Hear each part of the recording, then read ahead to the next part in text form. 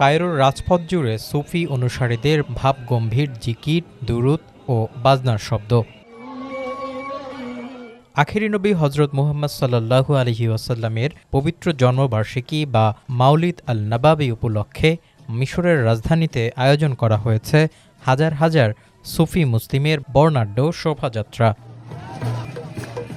বিকেলে নামাজের পর সিদি সালেহ আল জাফারি মসজিদ থেকে শুরু হয় এই সুবিশাল পদযাত্রা। পথিমধ্যে আল আজহার সড়ক সাময়িকভাবে বন্ধ রেখে কঠোর নিরাপত্তা বলয় গড়ে তোলে প্রশাসন। ধর্মীয় সঙ্গীত ও নাতেরাছুল গাইতে গাইতে শোভাযাত্রাটি গিয়ে শেষ হয় ঐতিহাসিক আল হুসাইন মসজিদে।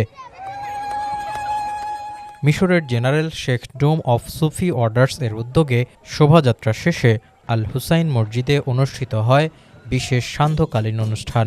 সেখানে সুফি তরিকাপন্থী নেতা ও ধর্মপ্রাণ মুসলমানেরা মহানবীর শিক্ষা স্মরণে একাত্ম হন মিলাদ ও প্রার্থনায়।